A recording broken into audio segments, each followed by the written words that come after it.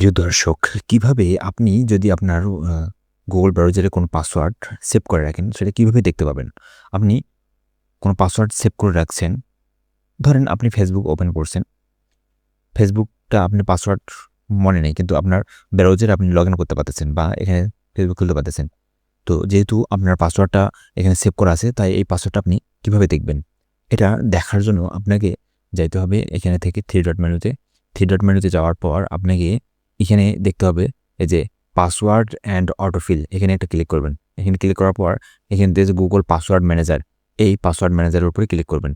Click করলে করে দেখেন এখানে আপনি যে পাসওয়ার্ডগুলো সেভ করে রাখছেন সবগুলো পাসওয়ার্ড এখানে লিঙ্ক দেখাবে। ওকে?